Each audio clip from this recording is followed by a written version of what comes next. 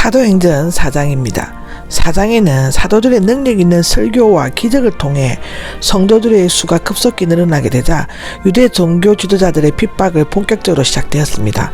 그들은 예수를 십자가에 못 박은 것으로 모든 것이 끝났다고 생각했지만 그 제자들이 일어나 더욱 활발히 복음을 전하는 것을 보고 당황하여 그들을 체포하려고 했습니다. 1절을 보면 말하고 있을 때가 나오는데 베드로와 요한이 걷지 못하는 사람을 낫게 한 후 설교하고 있을 때 하나님의 능력이 강하게 나타날 때 마귀의 역사도 역시 크게 나타나는 것입니다. 교회가 병들거나 성도가 게으를 때 마귀는 편안한 휴식을 즐기는 것입니다. 사도행전에서는 설교자가 종종 방해를 받는데 제사장들이 나옵니다. 레위 중에서 선택되었고 제사와 의식들을 주관하였습니다. 예수님을 십자가에 못 박는데 주도적인 역할을 했고 이제는 제자들을 그 대상으로 삼았습니다. 성전 경비대가 나오죠. 레위인 중에서 임명되며 성전 안과 주변에서 질서 유지를 주로 지휘하는 감독 일을 맡고 있었는데요. 구약에서는 하나님의 전을 맡은 자로 불렸고 대장은 제사장 중에서 임명이 되었습니다. 대제사장 다음가는 지휘였다고 하죠. 누가복음 22장에 나옵니다. 여기 사두개인들은 구정과 영혼, 천사의 존재 를 부인하였고 애정론과 숙명론을 믿지 않고 영혼불명과 육체적 부활을 부정하는 것인데요. 바리새인들은 주로 율법 교사들이었고 사두개인들은 제사장들이었는데 앞에 제사장과 성전 경비자들은 모두 사두개인들이었습니다. 사두개인들 중 한 명의 대제사장이 사내들의 의장 역할을 했으며 비록 숫자는 많지 않았지만 막강한 권력을 가지고 있었다고 성경은 기록하고 있습니다. 2절에서 3절은 그들은 사도들이 몹시 귀찮게 여기고 베드로와 요한을 붙잡았습니다. 그 붙잡은 이유는 첫째로는 백성을 가르쳤기 때문이라고 하고 두 번째로는 죽은 사람들이 부활을 전파했기 때문이라고 하고 세 번째로는 아마도 백성들의 열강이 자신들의 눈치를 보는 로마 당국자의 의혹을 초래할 것을 두려워했거나 백성들에게 행사되는 사도들의 영향력이 커지는 것에 대해서 시기했을 수도 있다고 합니다. 사도들의 설교를 들은 사람들 가운데 믿는 남자들의 수가 5,000명이나 되었다고 기록되어져 있습니다. 5절입니다. 5절에는 이튿날이 나오는데 사도들이 체포된 것은 저녁때였으며 밤중에 재판하는 것은 유대법에 어긋나는 일이었으므로 그들은 이튿날까지 감옥에 갇혀 있었습니다. 이 사건이 중요하다는 것은 유대인들이 의회인 사내들인 공회의 70명을 전부 소집한 데서 드러나고 있죠. 그 구성에는 유대 통치자들과 장로들, 율법학자들이 였는데 사내들이는 사형권 외에 종교적 문제와 민사 등의 주요 사건들을 다루었다고 합니다. 6절입니다. 6절에는 대제사장 안나스가 나옵니다. AD 7에서 15년 동안인데 대제사장이 이었고 은퇴 후에는 큰 영향력을 행사했으며 예수님을 정죄하는 재판에도 개입했다고 합니다. 여기 가야바는 안나스의 양자이며 사위였다고 하고요. 18년까지 대제사장직에 있었고 사내들인 공회의 의장이었다고 합니다. 요한 즉 안나스의 아들 요나단으로 가야바를 대신하여 대제사장에 오른 인물로 추정되고 있는데 알렉산더가 는 유대인 철학자 필로의 형제이며 당대 최고 갑부 중에 한 사람이었다고 합니다. 그 외에 대제사장의 결정을 투표권으로 도와주기 위해 함께 온 대제사장 가문의 사람들이 모여들었다고 합니다. 7절입니다. 7절에는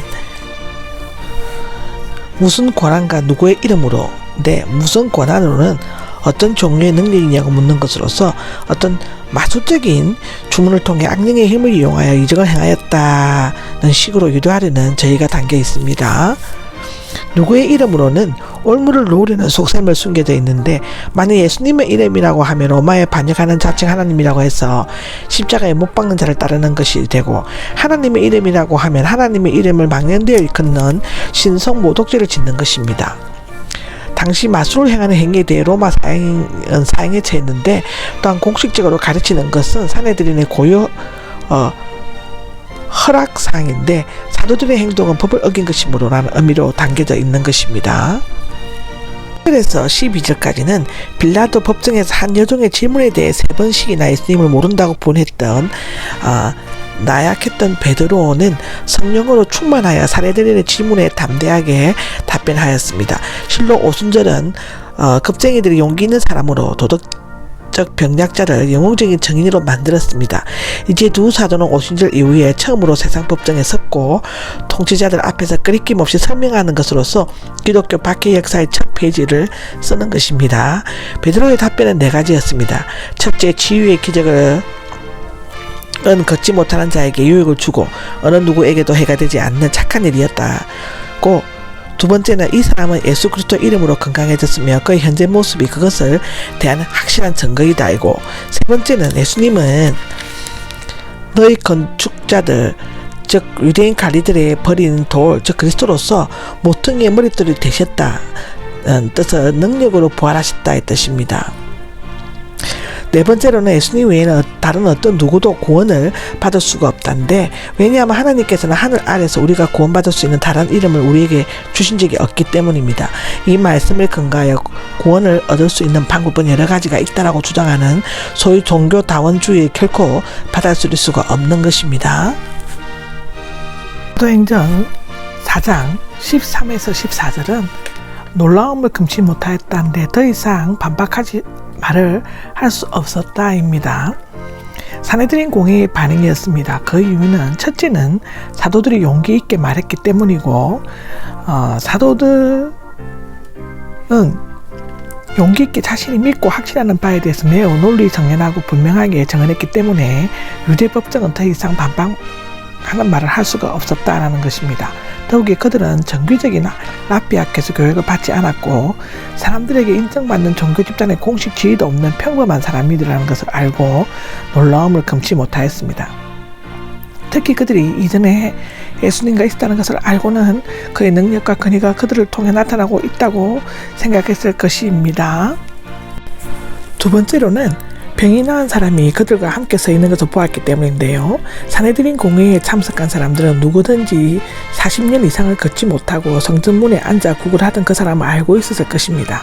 지금 그는 고침을 받아 그들 앞에 서 있었으며 그것은 사도들이 주장이 전적으로 옳다는 것을 보여주고 살아있는 증거였습니다.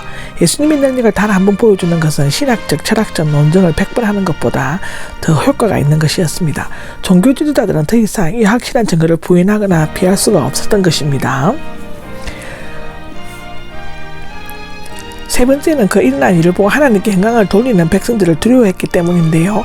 당시 사내들인의 모든 운영은 로마 정부의 간섭을 받고 있었으며 또한 로마 정부는 백성들의 민심에 대해서 늘 예민한 반응을 보이고 있었다고 합니다. 그러므로 그들은 사도들을 전적으로 믿고 따르는 백성들을 두려워하지 않을 수가 없었죠.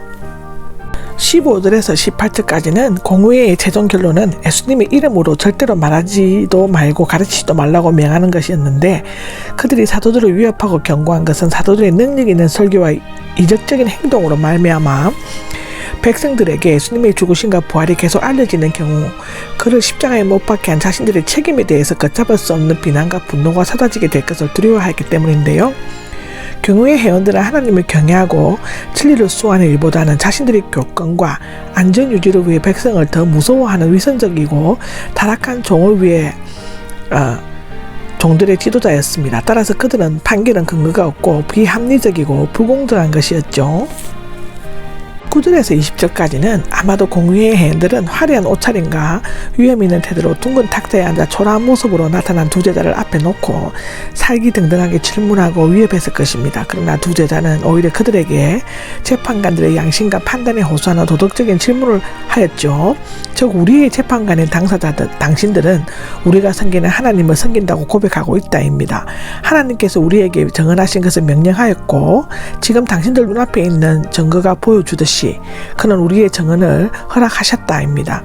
그런데 우리가 어떻게 당신들의 금지 명령을 하나님의 허락 명령보다 위순위로 둘 수 있는가라는 것인데, 여러분 스스로 판단하는 것입니다. 그 이유는 우리는 보고 들은 것을 말하지 않을 수 없기 때문이라는 것입니다.